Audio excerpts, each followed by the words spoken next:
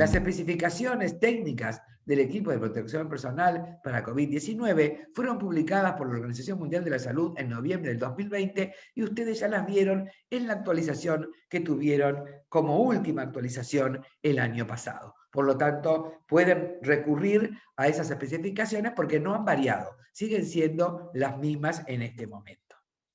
Por supuesto, tenemos que recordar la importancia para el descanso del personal, para no cambiarse y vestirse tantas veces, y para el ahorro de elementos de protección personal, que se pueden establecer cohortes de atención de pacientes que están sospechosos o que son confirmados de COVID-19.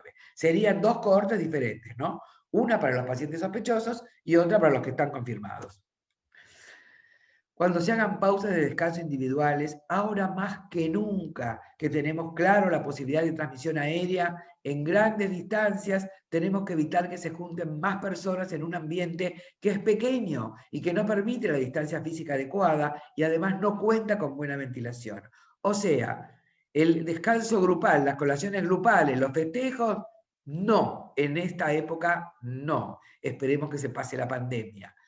El descanso individual, el mate individual, por ejemplo, sí, eso está permitido. Hay que descansar y más que nunca en este momento es importante tomar aire, salir del ambiente de trabajo y airearse, pero no podemos juntarnos fuera del ambiente de trabajo. Tenemos que estar en un lugar solos y en lo posible airearlo también. Por eso, Didier Pittier dice, que es el lanzador del primer reto global para la seguridad del paciente, señala cuáles son los riesgos de los pacientes, pero también nos dice, por favor, cuando atienda pacientes, mantenga la calma y vuelva a lo básico. ¿Y qué es lo básico? La higiene de manos que acabamos de ver. Lo que estuvimos viendo en estos últimos tiempos, y estos son algunos estudios, porque hay muchos más, inclusive hay un montón que vi recientemente publicados, son los riesgos para el paciente en cuanto a adquirir infecciones hospitalarias. Nosotros pensábamos que el hecho de que los pacientes COVID-19 se atendieran con aislamiento de contacto y aislamiento de gotas iba a hacer que la infección hospitalaria bajara. Y eso fue así en los primeros momentos, pero después vimos que esto no daba así, y sino que al contrario, aumentaba las infecciones asociadas al cuidado de la salud, sobre todo aquellas asociadas a procedimientos invasivos, como las bacteriemias asociadas a catéter venoso central, las neumonías asociadas a ventilación mecánica y las infecciones urinarias asociadas a catéter urinario.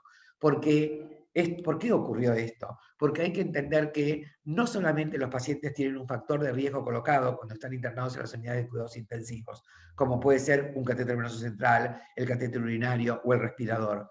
También tenemos que tener en cuenta que esos factores de riesgo están asociados al tiempo de permanencia. Es decir, que el riesgo no solo es el factor, o sea, la sonda vesical o el respirador o el catéter, sino el tiempo que el paciente permanece con ese procedimiento invasivo colocado.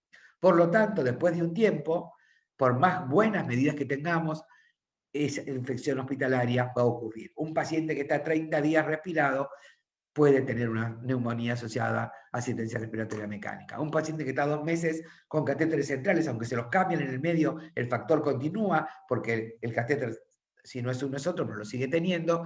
Ese tiempo de permanencia con catéteres venosos colocados también es un factor de riesgo que va a ayudar a que la infección hospitalaria ocurra. En este estudio que tenemos acá, que fue recientemente publicado, en una terapia se habla del riesgo de adquirir infecciones relacionadas con el torrente sanguíneo. Es un estudio de caso control multicéntrico de la red multicéntrica Outcomerea. Y el objetivo de este estudio fue, el objetivo de este estudio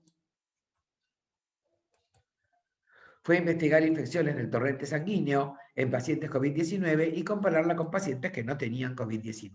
Fue un estudio de casos y cohortes emparejados, basados en datos recopilados prospectivamente de una cohorte de terapias intensivas en Francia, y emparejaron pacientes críticamente enfermos con COVID-19 con pacientes similares, ¿sí? Con comorbilidades similares, pero que no tenían COVID-19. Se consideró la ocurrencia de bacteriemia después de las 48 horas de ingreso del paciente en la unidad de cuidados intensivos y se estimó el efecto de la COVID-19 en la capacidad de desarrollar una bacteriemia utilizando modelos de riesgo de subdistribución proporcional. Es un estudio específico, obviamente muy difícil de explicar para los que no trabajamos en estadística. ¿Qué resultados hubo? 321 pacientes con COVID-19, 1029 pacientes de control en 6 unidades de cuidados intensivos. 235 pacientes COVID-19 se emparejaron con 235 pacientes que no tenían COVID-19.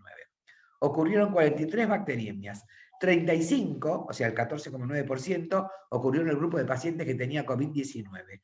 Y 8 bacteriemias, o sea, 3,4%, en el grupo de pacientes que no tenían COVID-19. Las bacterias por COVID-19 en 19 pacientes tuvieron una fuente desconocida, 47,4%, tenían más de 7 días en la unidad de cuidados intensivos y lo que pudieron afirmar los autores es que a mayor estadía en la terapia intensiva, mayor riesgo de que ocurra la bacteriemia. Otro estudio publicado en un diario de Perú en febrero del 2021, que ocurrió en el Hospital 2 de Mayo en Lima, 7 casos de infección hospitalaria por bacterias multiresistentes en pacientes COVID-19 y encontraron Klebsiella pneumoniae, Staphylococcus aureus y Stenotrophomonas maltophilia. El riesgo aumentó al 50% después de los 7 días de estancia en UCI. Ven que es coincidente con un estudio que fue hecho en Francia. Las recomendaciones son las mismas de siempre. Aumentar la adherencia del personal al lavado de manos, uso y cambio de guantes entre pacientes y, por supuesto, uso de barbijos correctamente. Este es un hospital denominado Tongji, que probablemente lo pronuncie mal, en Wuhan, en China. Tenían 918 pacientes con COVID-19. El estudio abarcó del 30 de diciembre del 2019 hasta el 20 de febrero del 2020.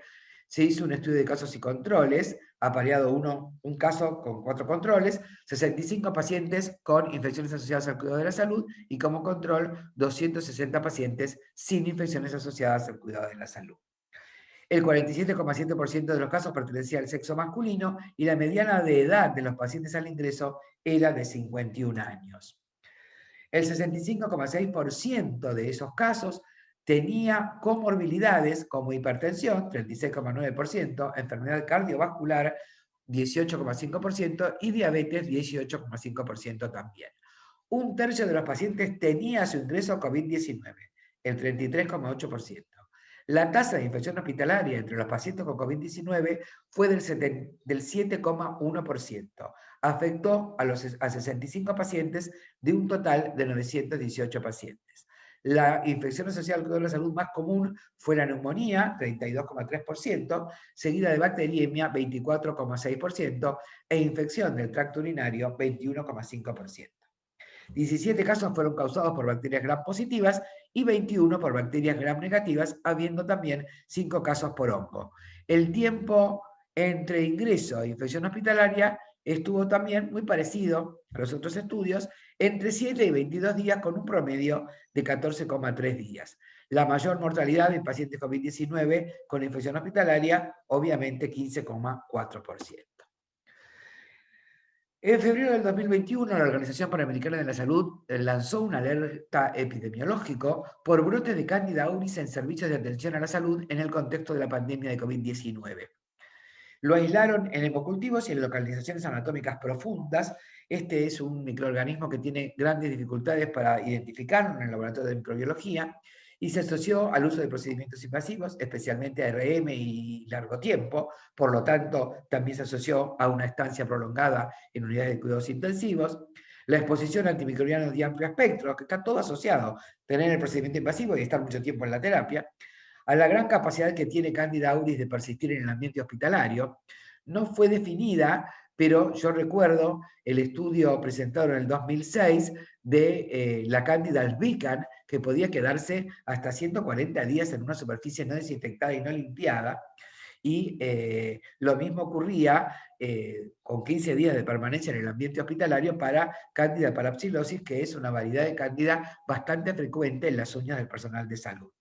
Y el otro gran problema que presenta Candida auris es su gran diseminación entre los pacientes con gran facilidad.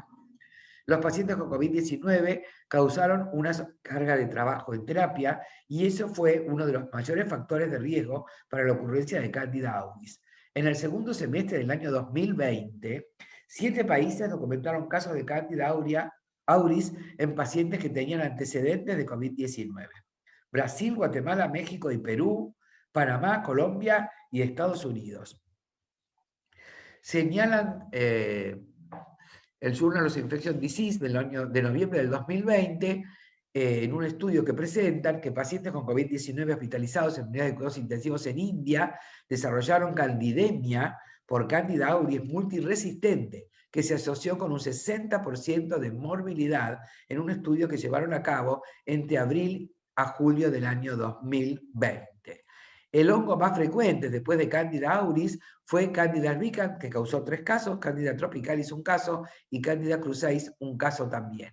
¿Cuándo apareció Candida auris? Después de 10 a 42 días de internación y en pacientes con además de la internación prolongada, comorbilidades crónicas como catéteres centrales, y el 50% de esos pacientes fue sometido también a ventilación mecánica.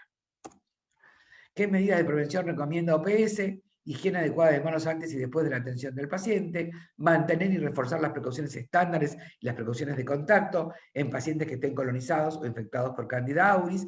En la medida de lo posible también recomienda aislamiento individual en habitaciones individuales, o si no, cohorte y mantener las camas con una separación espacial de aproximadamente 1 metro. Y por supuesto, medidas de prevención estándar. Verificar el uso correcto de equipo de protección personal, en especial el uso correcto de guantes y de batas, y limpiar y desinfectar el área y las superficies. Y fíjense qué superficies dice: paredes, suelos, mesillas, se refiere a la mesa del uso, mesa auxiliar, camas, y también aquellas superficies de contacto cercano al paciente y de alto contacto con las manos del profesional de la salud, como las sillas, las camas, las camillas, los monitores, bomba de infusión, cables, teclados, respirador, entre otros. Hay que, por supuesto, ver qué pasa con el producto desinfectante y si es efectivo o no para Candida auris. Si no lo encontramos, utilicemos un producto clorado. También no es mi idea hablar de esto en esta segunda parte, pero sí saber que también hay estudios que hablan de la ocurrencia de infección invasiva pulmonar por aspergilosis, que es un hongo filamentoso, en pacientes críticamente enfermos con COVID-19. O sea que la internación prolongada, el uso de antibióticos de amplio espectro y el uso de los procedimientos invasivos durante largo tiempo, todos contribuyeron para que aparecieran este tipo de hongos, tanto los filamentosos como los otros en los pacientes con COVID-19. La revista Intramed, que siempre nos publica artículos interesantes en español, habla de la incidencia de COVID-19 nosocomial en pacientes hospitalizados, ¿sí?